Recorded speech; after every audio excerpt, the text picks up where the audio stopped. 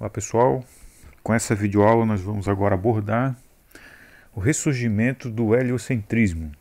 Então nós estamos dentro do tópico dos modelos astronômicos e o ressurgimento do heliocentrismo é um ponto importante na história dos modelos astronômicos. Por que ressurgimento do heliocentrismo? Porque a ideia de que não era a Terra o centro do universo, mas o Sol, ela é bastante antiga, ela é da época do Aristóteles, inclusive. Só que essa concepção ela não teve força para se sustentar do ponto de vista de um modelo astronômico e ela foi rapidamente abandonada pela maior parte dos filósofos da época do Aristóteles. De maneira que o pensamento aristotélico, que deriva, né, das ideias do Aristóteles lá do século IV a.C., ele está fundamentado numa concepção geocêntrica do universo. Essa sim, uma concepção fortemente adotada pela maioria dos pensadores e após um certo tempo pela totalidade deles, ela vai então se manter ao longo de um grande período dentro da história do pensamento dos filósofos gregos. Bom, no caso então, partindo do modelo aristotélico, nós já vimos, né, que era um modelo pautado numa concepção geométrica de perfeição. Aqui nessa figura estou buscando mostrar para vocês um modelo de como Aristóteles pensava ser o universo, né? Uma grande esfera que incorporava todo o sistema. No lado de fora não há nada, não se discute o lado de fora do universo aristotélico, mas o fato é que dentro dessa esfera maior estavam as esferas menores contendo os astros observados no céu. Essa aqui é a esfera das estrelas fixas, então ela é o pano de fundo que se vê quando se olha aqui da Terra para cima durante a noite, por exemplo. Então a Terra está posicionada no centro e aí vem um conjunto de esferas de cristal transparentes e tal, como a gente já viu, né, no modelo aristotélico, e toda aquela hierarquia dos 4 elementos compondo os objetos ou as coisas aqui abaixo da Lua, ou no mundo sublunar, né, e no mundo supralunar acima da Lua, o elemento éter era quem compunha as coisas que ali estavam. Então, movimentos circulares, perpétuos, e a esfera do pano de fundo, a esfera que contém todo o universo, que é a chamada a esfera das estrelas fixas. Esse é o modelo, grosseiramente falando, né, aristotélico. Modelo geocêntrico, com a Terra no centro do universo. Aqui está a Terra, então, seria esse o centro do universo. Perceba que não é uma figura em escala, né? Não estão aqui consideradas as distâncias e tudo mais. Essa aqui é só uma imagem meramente ilustrativa para se ter a ideia do que o Aristóteles pensava, né? Eram esferas e cada esfera continha um dos planetas vistos no céu e todas as outras estrelas estavam ao fundo. Bom, esse modelo ele vai enfrentar alguns problemas, na verdade vários problemas, mas os principais que nós vamos destacar aqui é que ele não tinha uma boa explicação de por que algumas estrelas tinham o brilho variável, né? Ou mesmo, na verdade, planetas, né? Nessa época do Aristóteles não há distinção entre estrela e planeta, a não ser pelo fato de que os planetas se movem ao longo do tempo, né? Você olha para o céu, você vê os planetas se movendo ao longo do ano. À medida que o tempo vai passando aqui na Terra, os planetas vão ocupando posições diferentes no céu. Diferente das estrelas fixas mais ao fundo, que mantém uma posição relativa entre elas, né? E de modo então que você pode ver alguns planetas brilharem mais ou menos ao longo do ano. E essa variação de brilho não podia ser explicada pela concepção do Aristóteles, porque o Aristóteles entende que os objetos no céu estão fixos em esferas e essas esferas têm um raio constante, então não haveria aproximação nem afastamento da Terra, de modo que fica um pouco difícil de explicar por que as estrelas variam no brilho. E tem um problema que é mais sério, que é a questão do movimento irregular de alguns planetas. A maior parte dos planetas se move no céu de maneira relativamente regular, mas tem alguns planetas que fazem movimentos um pouco mais estranhos, como eu vou mostrar agora.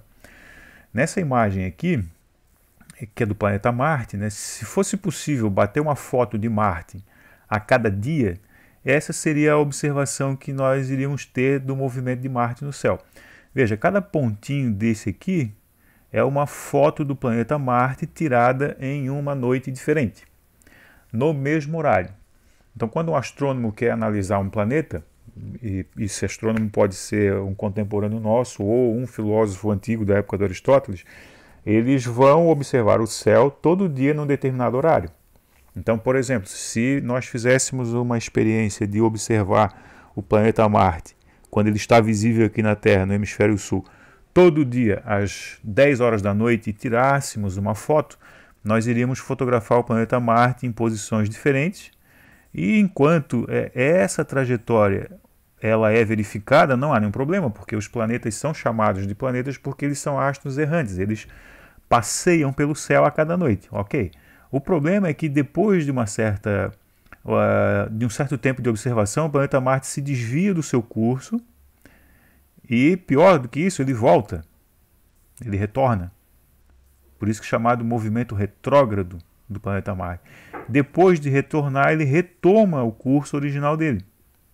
Então esse movimento de sair da sua trajetória, retornar e depois retomar a trajetória que ele estava tendo no céu, era muito difícil de se explicar. Na verdade, no modelo aristotélico era impossível de se explicar. Então, com base nesse problema do movimento retrógrado, não só de Marte, mas em especial de Marte, vai surgir um novo modelo no século II depois de Cristo. Perceba, já há bastante tempo, né? Nós temos aqui um intervalo de 600 anos, vai surgir um astrônomo chamado Cláudio Ptolomeu, e ele vai propor um modelo que vai corrigir, ou pelo menos vai dar uma explicação para esse movimento retrógrado dos planetas. E o Ptolomeu é um geômetra muito habilidoso, ou seja, um estudioso da geometria, então ele vai propor ajustes no sistema aristotélico, ele vai manter muitas das características, mas vai acrescentar algumas mudanças. E dentre essas mudanças, algumas delas estão aqui destacadas, é o uso de epiciclo e deferente. São dois artifícios geométricos que podem ser vistos nessa figura aqui. Então perceba, o Ptolomeu vai manter a Terra no centro, então ainda é um modelo geocêntrico. Ele vai colocar a Lua como o primeiro astro em termos de distância da Terra, o que está em concordância com o pensamento aristotélico também. Depois vem Mercúrio, Vênus, o Sol, Marte, Júpiter e Saturno, e no pano de fundo temos a esfera das estrelas. Então tudo isso está de acordo com o modelo aristotélico. São órbitas circulares em torno da Terra, no centro, isso também está de acordo com Aristóteles, mas tem uma inovação. Alguns astros no céu, como por exemplo Mercúrio, Vênus, Marte, Júpiter e Saturno, eles têm, na verdade, dois movimentos orbitais. Há um movimento orbital em torno da Terra, mas também há um movimento orbital localizado aqui, ó. Percebe? Então, cada planeta tem duas órbitas, na verdade. Uma grande órbita com a Terra no centro e uma pequena órbita que orbita a Terra. Então, veja, isso dá a cada planeta um movimento combinado. Cada planeta, além de girar em torno de um pequeno ponto, ele também está girando em torno da Terra. Então, são essas inovações que o Ptolomeu vai acrescentar ao modelo de Copérnico. Há outras, mas essas são as duas mais importantes que vão nos interessar agora. Então, essa grande órbita aqui é chamada de deferente e essa pequena órbita aqui é chamada de epiciclo. Então, os epiciclos e os deferentes são os grandes elementos que o Ptolomeu vai incluir no modelo aristotélico. O que é que se ganha colocando esses dois artifícios aqui? Você ganha uma possibilidade de explicar por que o brilho varia e por que alguns planetas parecem voltar no céu. Então vou passar uma animação para vocês verem. Aqui tem uma animação do modelo de Ptolomeu. Observa aqui, ó, isso aqui seria um planeta, né? Ele gira em torno de uma órbita menor e em torno de uma órbita maior também. Então é um movimento combinado, são duas órbitas combinadas e como resultado aqui da Terra, você observa o planeta fazer esse movimento aqui, ó. Então essa linhazinha tracejada aqui é o movimento combinado do planeta circular em torno de um ponto e ao mesmo tempo circular em torno da Terra. Então como resultado nós temos esse movimento aqui, ó, que está tracejado aqui, ou seja, você pode explicar a alteração de brilho a partir do fato de que em alguns momentos o planeta está distante da Terra e em alguns momentos está mais próximo. Então, daqui até aqui é uma distância mais curta do que da Terra até essa posição aqui, ó. Então, quando está aqui brilha menos, quando está aqui brilha mais. E isso vai se repetindo, né, ao longo do movimento do planeta em torno da Terra. Ajustando esses tempos de rotação, essas velocidades, no epiciclo e no deferente, o Copérnico vai... não é o Copérnico, perdão, o Ptolomeu. O Ptolomeu vai conseguir explicar por que que você vê o brilho variar e por que que alguns planetas parecem voltar no céu. O retorno se dá no momento em que o planeta está fazendo essa laçada aqui, ó. Enquanto ele está descrevendo essa parte do trajeto, ele está indo na órbita, mas quando ele chega aqui, ele volta, né? Uma pequena região aqui da órbita dele, ele volta e aí começa a ir novamente. Então, o efeito combinado de girar numa pequena órbita e numa grande órbita simultaneamente leva a uma trajetória um pouco mais complicada, mas que permite concluir que o planeta se afasta e se aproxima da Terra e vai adiante e retorna na sua órbita. Então isso permite explicar os dois pontos que o modelo aristotélico não era capaz de explicar. Então veja, com o Ptolomeu, você vai ter uma evolução do modelo aristotélico. Mesmo assim, o modelo de Ptolomeu vai encontrar problemas. O problema do modelo de Ptolomeu é o problema enfrentado por qualquer modelo astronômico. Com o passar do tempo, as observações vão acumulando dados, né, as observações do céu vão acumulando dados e novas informações vão surgindo. A partir das novas informações, você pode testar se o modelo está sendo capaz de prevê-las.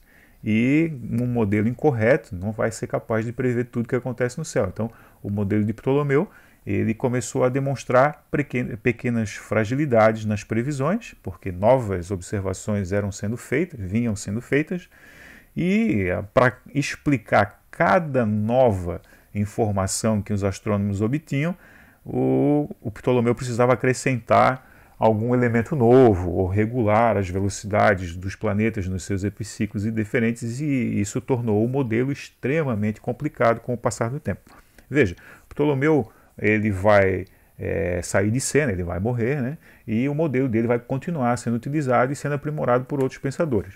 Então nós temos um espaço de tempo de cerca de 1.400 anos, durante o qual o modelo de Ptolomeu vigorou fortemente como substituto do modelo aristotélico. Na verdade, não exatamente um substituto, mas um modelo que tinha a maior parte das suas características fundadas no pensamento aristotélico, no modelo de Aristóteles, e trazia inovações matemáticas, né? A geometria era muito utilizada, muito empregada pelo Ptolomeu, e ele vai então produzir um modelo que se torna, com o passar do tempo e com contribuições de outros pensadores, cada vez mais complicado.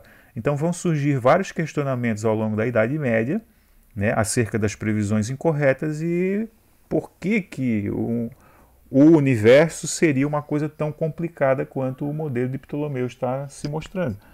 Então os astrônomos e outros pensadores começam a duvidar de que o modelo de Ptolomeu seja realmente um modelo do universo e passam a chamar o modelo de Ptolomeu de uma ficção matemática. Ou seja, uma ficção matemática quer dizer uma invenção matemática que é útil porque faz boas previsões, mas ela é muito complicada e os pensadores creem que Deus não faria um universo tão complicado. Veja, lá no ano de 1500, depois de Cristo, então 1400 anos depois, vai surgir um pensador chamado Nicolau Copérnico, um astrônomo, que vai então propor novamente um modelo heliocêntrico. Então é aqui que nós consideramos que há um ressurgimento do heliocentrismo, é com Nicolau Copérnico. Por que ressurgimento? Porque, como eu falei no início, né, na época de Aristóteles a ideia do heliocentrismo surgiu, mas ela foi abandonada rapidamente, era muito absurda para a época. Não que não tenha sido absurda na época do Copérnico, ela também é uma ideia bastante problemática para essa época aqui, 1500 depois de Cristo. E nós vamos ver que o Copérnico vai receber uma série de críticas, né, e Não é que ele vai receber uma série de críticas, o Nicolau Copérnico sabe que a época em que ele vive não é uma época propensa para você sugerir que a Terra não esteja no centro do universo. Nessa altura a Igreja Católica já havia abraçado fortemente o pensamento aristotélico e tinha grandes convicções acerca de que a Terra era o centro do universo. Isso inclusive estava de acordo com as escrituras sagradas e tudo mais. O Copérnico, além de astrônomo, ele também é um padre, então ele sabe que ele não pode publicar essas ideias, né? Ele escreve um livro. A obra de Copérnico é publicada no dia da morte do Copérnico. Ele meio que sincroniza com o seu ajudante essa publicação, né? Ele escreve a obra, observa os céus, coleta os dados, monta um modelo heliocêntrico, mas ele só publica essas ideias após a sua morte, porque ele sabe que se ele estiver vivo quando isso acontecer, se ele estivesse vivo quando isso acontecesse, ele seria perseguido e provavelmente queimado na fogueira. Então, evitando essa perseguição religiosa, o Copérnico vai publicar a sua obra, vai deixar a sua obra ser publicada apenas após a sua morte. A obra de Copérnico, ela contém o modelo de Copérnico, com o Sol no centro, e uma série de observações astronômicas que vão ser de muito interesse dos astrônomos. Então, embora nem todos concordassem com o modelo heliocêntrico, o livro do Copérnico era uma grande fonte de dados astronômicos, porque o Copérnico ele compilou todos os dados até então observados e acrescentou algumas observações novas e se transformou num grande catálogo de dados astronômicos e, portanto, um livro de grande importância para a astronomia, mesmo que você discordasse do modelo heliocêntrico proposto por Copérnico. No modelo heliocêntrico de Copérnico, eu não vou dar muitos detalhes agora, porque eu vou deixar para uma segunda videoaula falar sobre as características do modelo heliocêntrico de Copérnico. Mas, basicamente, o que o Copérnico vai fazer é colocar o Sol no centro e os planetas nessa ordem: Mercúrio, Vênus, Terra, aí a Lua aqui em torno da Terra, né? Marte, Júpiter e Saturno, descrevendo órbitas circulares em torno do Sol. Então, essa modificação de não ter a Terra, mas sim o Sol, é a grande mudança que o Copérnico vai propor, e ele vai mostrar que colocar o Sol, ou imaginar que o Sol está no centro do sistema, é uma forma muito mais fácil de descrever os movimentos celestes, e aquele modelo do Ptolomeu, que era extremamente complicado, ele pode ser abandonado e adotado no seu lugar um modelo muito mais simples, desde que se aceite a ideia de que o Sol esteja no centro. Com o Sol no centro, fica muito mais fácil construir os calendários e explicar os movimentos do céu. Bom, o modelo de Copérnico, então, né, ele vai ser difundido através da sua obra, né, tornou-se muito famoso através do livro, porém esse livro foi proibido pela Igreja Católica de ser publicado e de ser distribuído. Ele se tornou um livro proibido. E publicações clandestinas, apesar da proibição da Igreja Católica, circulavam por toda a Europa, porque, como eu havia dito anteriormente, dentro desse livro, além do modelo que a Igreja Católica desaprovava, tinha também muitos dados astronômicos que os astrônomos tinham grande interesse em utilizar como fonte de consulta. A partir daí, dessa circulação clandestina, o livro vai atingir vários pensadores, dentre eles eu vou destacar 3 aqui, que são 3 personagens muito importantes no ano de 1600, portanto 100 anos depois da época do Copérnico: Galileu, Tycho Brahe e Johannes Kepler. Inverti a ordem, é Galileu, esse aqui é o Tycho Brahe e esse aqui é o Johannes Kepler. São 3 estudiosos e astrônomos que vão se empenhar fortemente nos trabalhos, nos estudos do modelo heliocêntrico. Alguns deles são a favor e outros são contra. O Galileu, por exemplo, é a favor do heliocentrismo. O Tycho Brahe e o Johannes Kepler não são a favor do heliocentrismo, mas eles vão trabalhar com os dados astronômicos do Copérnico.